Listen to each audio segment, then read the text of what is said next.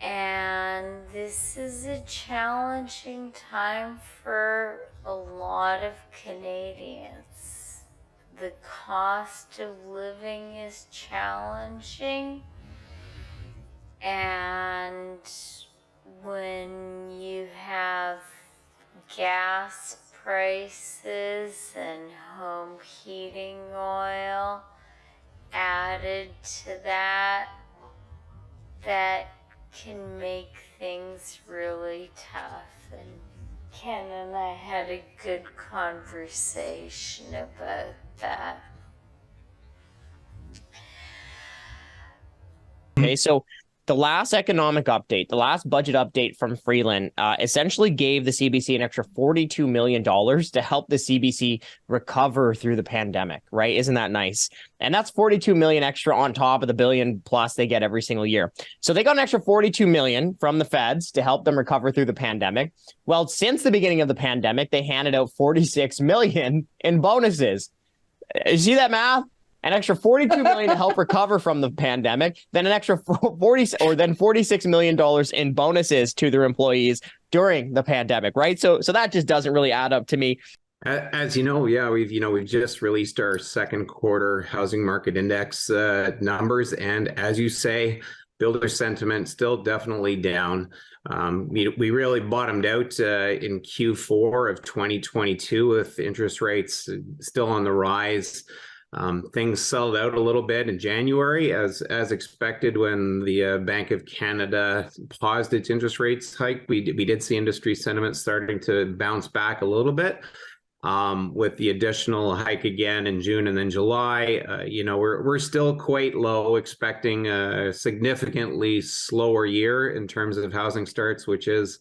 My fellow Canadians, it's been almost 2 years since nearly a third of you showed enough confidence in my leadership to vote for a Liberal government, and the time is coming once again for you to make your voices heard. We've come a long way as a nation, and we've learned a lot together. We've learned that taxpayers paying even more money to the government really helps the environment, because experts. We've learned that farming is really bad for the environment, and that people probably shouldn't have food. We've learned that only racists care about informed consent when making decisions about their health. We've learned that it's not just the terminally ill who need access to euthanasia. It's people who suffer from depression, a high cost of living, low self-esteem, low credit scores, premature baldness. The list goes on and on. And as we learn together, we learn that as Canadians, we all share the same values, like the importance of teaching children in school that they're probably not really the gender they think they are, and that it's not the end of the world if they can't read or do basic math, because feelings. We've learned the importance of shutting down small businesses when some people get sick, but it's perfectly fine for you to continue spending money at Walmart or McDonald's, because science. We've also learned that my wife doesn't like me very much, but that's fine because you like me. You really like me. It's a message I hear loud and clear every time I go out in public. I enjoy traveling this great nation and meeting all of you fine people and hearing your stories. Stories about how you had to tell your children no hockey camp this year because you can barely afford food. Stories about how your new electric car left you stranded in the middle of the prairies in -30 weather, even though you paid $80,000 for it. Stories about how you lost your job and reputation because you accidentally offended someone. These are Canadian stories. These are our stories. Canada, hockey, Tim Hortons, Justin Trudeau, lakes, rivers, traditions, friendship, maple syrup, enchanted forest, togetherness, happy, good. Let's make this next election our last. Elections are divisive, and divisiveness is not what we're about as Canadians. We all agree on everything. That's our strength, because I said so. Of course, a big challenge when we know we have a big housing deficit in terms of not enough supply in Canada. Yeah, so our index, it seems to be running about 6 months ahead of what we would expect in terms of starts, is given that it's an indicator that really looks at builder sentiment and looks at sales offices and that. So with a little bit of a pause and a slight rebound coming in Q1, we have seen a little bit of an uptick uptick in terms of starts, but we do expect that to still remain muted. We're looking at probably, according to our index, something like a 30% drop in housing starts compared to the highs we had over the previous 2 years. So that's a pretty significant drop for this year, again, as we look to make up the housing deficit. No, that's exactly right. You know, on average, over the past decade or two, we've been doing about 200,000 housing starts a year. And in order to build 3.5 million over the next decade, we'd have to double that number. And a lot of things have to come together to make that happen. It really needs to be a comprehensive approach. And we have a lot of things working against that right now. The latest being, of course, as we've been talking about, high interest rates. And even though we need a lot more housing when people can't afford to buy homes, then that becomes much more difficult. It is difficult to say exactly how many Canadians are homeless. However, the most recent statistics indicate that an estimated 55,000 Canadians experience homelessness on any given night, and at least 335,000 Canadians are homeless in any given year. Of that number, it is estimated that 245,000 are using emergency shelters, including women's shelters, 75,000 are being housed temporarily in other types of nonprofit organizations, such as hospitals or by family or acquaintances, and 15,000 are sleeping outside. Homelessness affects many Canadians, though some population groups are more at risk of becoming homeless than others, including single adult men, people dealing with mental health issues or addictions, women with children fleeing violence, and Indigenous people. Adults between the ages of 25 to 49 make up 52% of those experiencing homelessness in Canada. Seniors, 65 years and older, make up a small percentage of the Canadian homeless population, less than 4% of shelter users. However, seniors and older adults, 50 to 64, are also the only groups whose shelter usage has increased over the past decade. What is the leading cause of homelessness in Canada? Métis, Inuit, First Nations, are overrepresented in Canada's homeless population. While they account for 4.3% of the Canadian population, they represent between 28 and 34% of the homeless shelter population. Indigenous homelessness is particularly acute in many Canadian cities. According to its study, on any given night, 6.97% of the urban Indigenous population in Canada is homeless, as compared to a national average of 0.78%. About 1 in 15 urban Indigenous people are homeless, compared with the average of 1 in 128 non-Indigenous people across Canada. In other words, urban Indigenous people are about 8 times more likely to be homeless than the non-Indigenous population. Several Canadian cities count a significant Indigenous homeless population, including Vancouver, Regina, Saskatoon, Winnipeg, Toronto, Ottawa, Val-d'Or and Montreal, where the Inuit population is even more overrepresented. Youth between the ages of 13 and 24 represent 18.7% of people experiencing homelessness in Canada.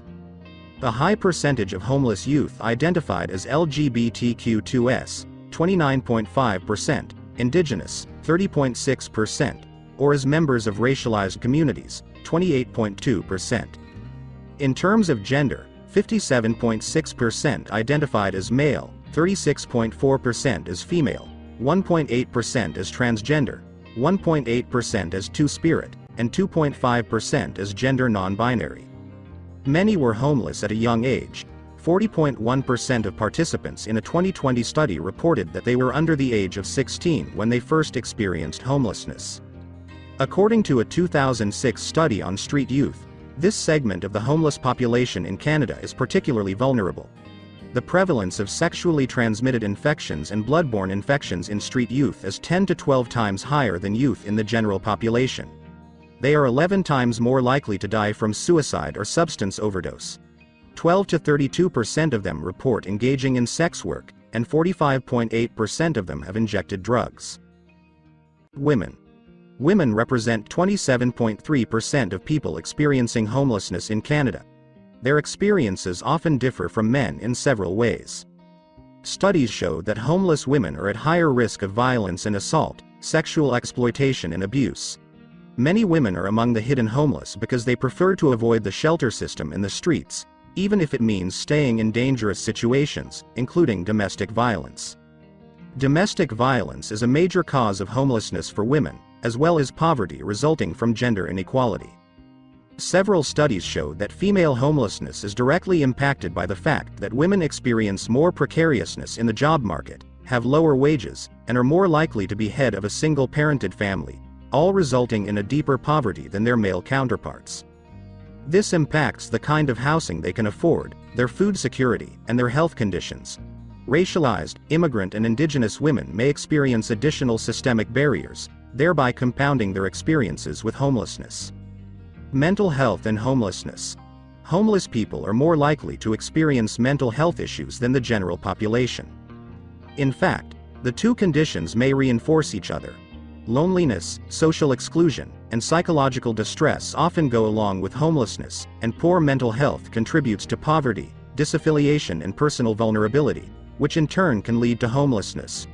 Research shows that an average of 30 to 35% of homeless persons, and up to 75% of women, have mental illnesses, and 20 to 25% experience both severe mental illness and addiction. Single adult men. Single adult men compose the largest and most visible population group experiencing homelessness.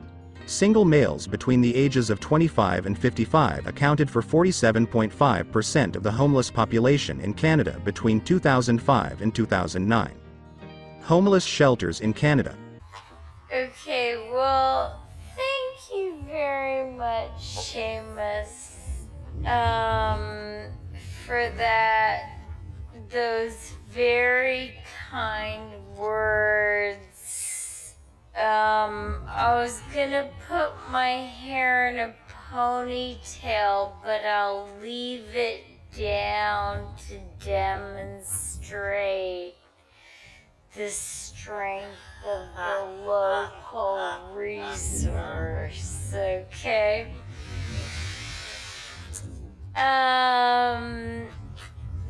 It's wonderful to be here. Really great to actually see with my own eyes what you're doing here, to demonstrate with my own hair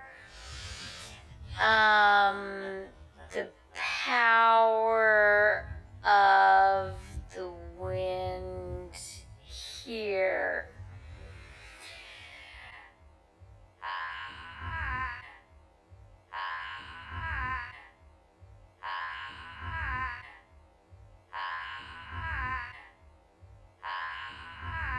I really can't emphasize too much.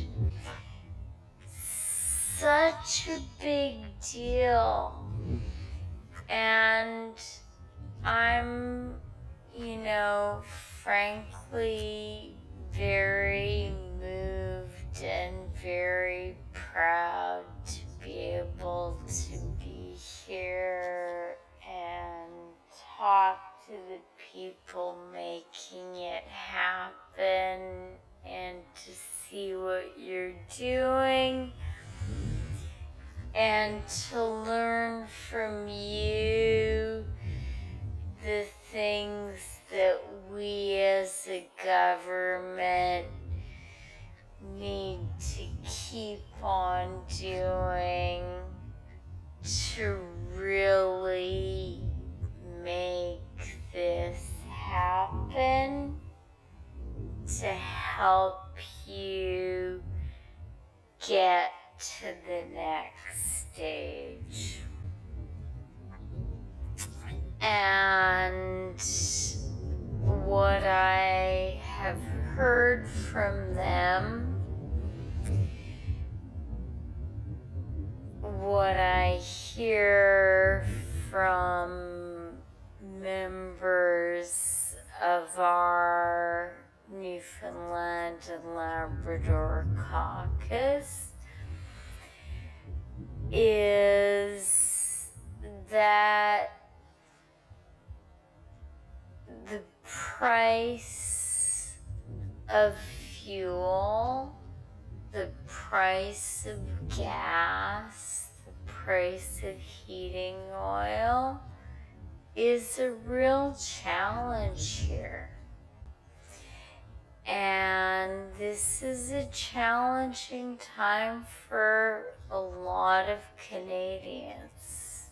The cost of living is challenging, and when you have gas prices and home heating oil added to that, that can make things really tough. And Ken and I had a good conversation about that. And then I think it's really important for us to recognize that climate change is real. I know we all do. As a country, we've been visited by so many natural challenges. I know we all see that. And that climate action is important.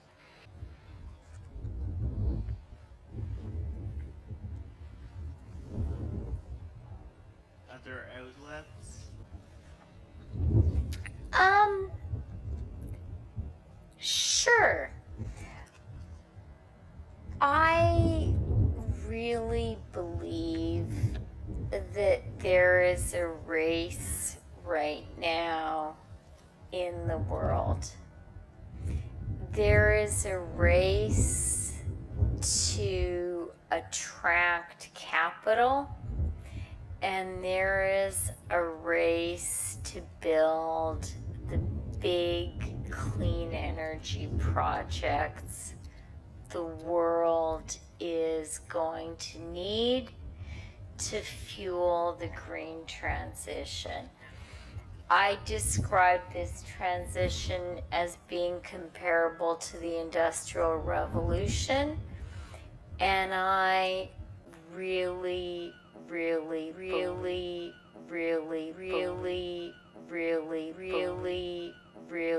believe that it is. And I think Canada can win that race. I think we're doing really well. Great question. I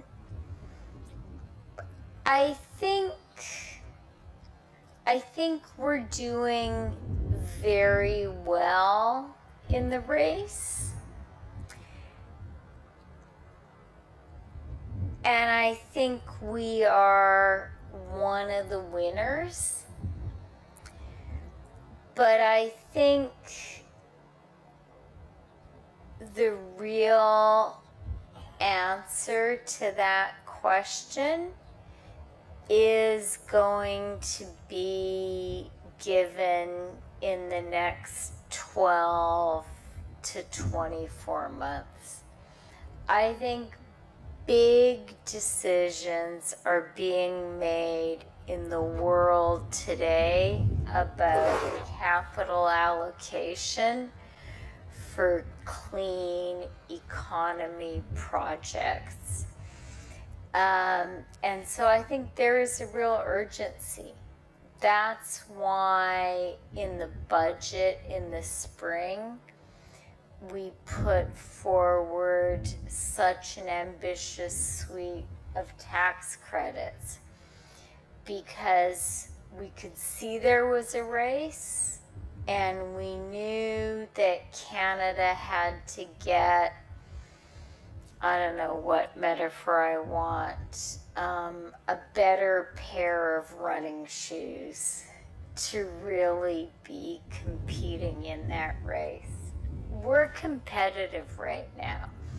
After the budget was tabled, TD published a report kind of analyzing our different credits, and saying, yeah, Canada is one of the few countries, maybe the only country in the world today, that is now neck and neck with the US when it comes to being an attractive investment destination for clean energy, for renewables. And that is what I wanted to read. Frank here, we didn't hear him speak, but maybe you can wave, Frank. He's the Canadian guy for Pattern.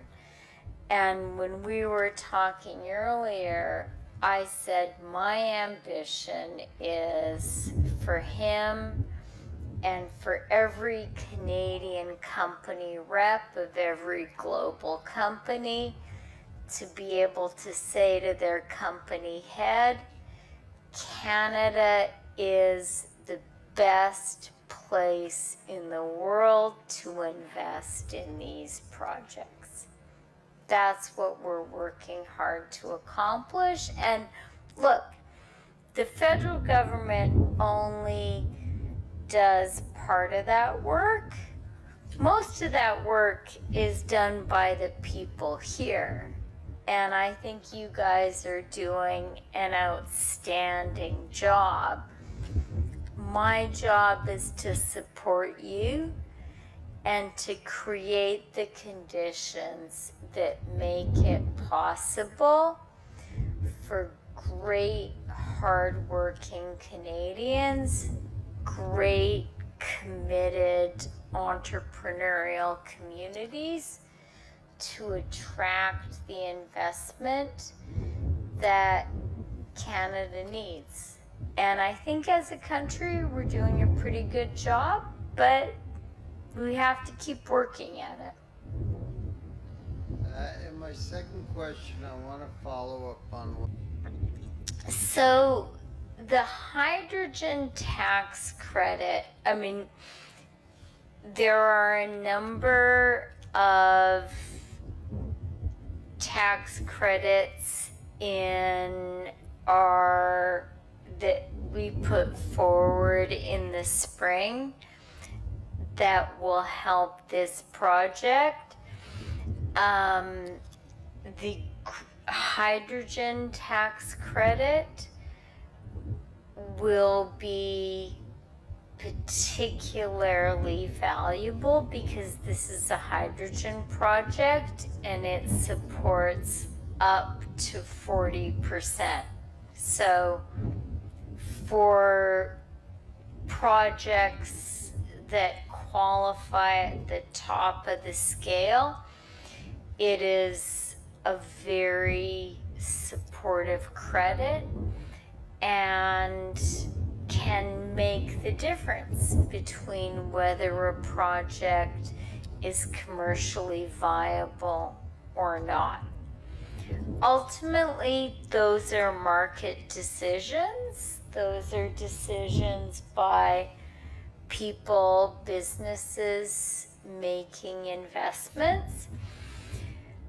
But I believe that our suite of tax credits, the hydrogen tax credit, is going to mean more investments coming to Newfoundland and Labrador, more projects that actually go from the announcement stage to actually happening, to stuff actually being built.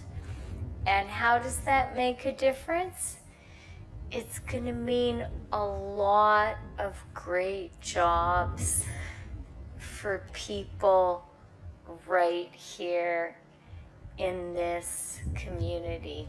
And that is going to mean a lot of families who can have a really great quality of life because the mom and dad have a really, really great job right here in their community doing work that is important for the world.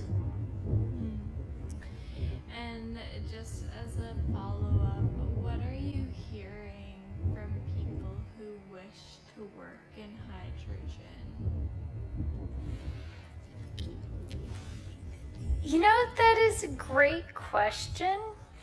And I am hearing a lot of enthusiasm. There are, our government has been working on housing for a long time now. And there are measures in place today that will be delivering for Canadians. I'll mention two. One is the first home savings account. That was a measure which became available in April. Many banks are now offering it because the first home savings account has proven to be so popular. It is tax-free in, tax-free out, and it means a Canadian looking to buy their first home can put away $40,000 to save for that down payment.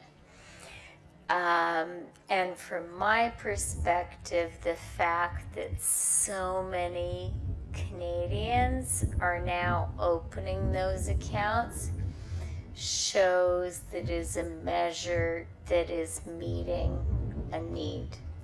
So that's one example of something which is there now since the spring, and I'm really glad to see the uptake.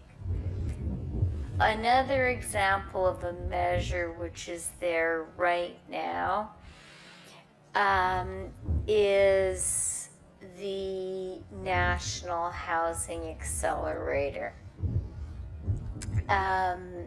That details of that were finalized in the spring, and the money is going to start now to go out the door. This is $4 billion. It's like a race from the top program. To encourage municipalities across the country to identify for themselves what do they need to build more homes faster, to put forward those proposals to the federal government, and then they can get their share of that $4 billion. Hello everyone, great to be with you and welcome back to the channel. Thank you so much for being here. Did you know that 26% of single-family homes sold in the United States this June were purchased by real estate investors? Real estate investment companies are buying homes and then renting them out to families. These are short-term and long-term rentals. They're doing really well. Their revenues are up. Their stock prices are up. For example, take a look at Airbnb. Airbnb's stock price has been steadily increasing.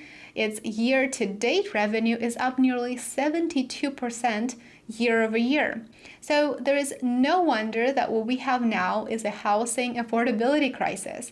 Housing affordability is already at the lowest level in decades. Just take a look at these numbers. Interest rates are above 7% now compared to 5% just a year ago. This is combined with the median existing home sales price in the United States, $406,700. On the other hand, median rent prices in the United States are approaching $2,000 per month. The median home payment now broke all previous historic records.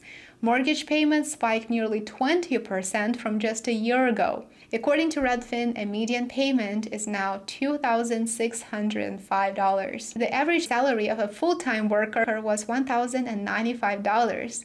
The average yearly income in the United States is $56,940. So housing in general is becoming a luxury. If the average median monthly income is $4,380 based on the numbers that I just shared with you, while rent is about $2,000 and mortgage payment is about $2,605, things are not exactly looking promising. In this environment, only people with a lot of cash will buy. For average consumers, affordability crisis, and it is a crisis, is becoming worse.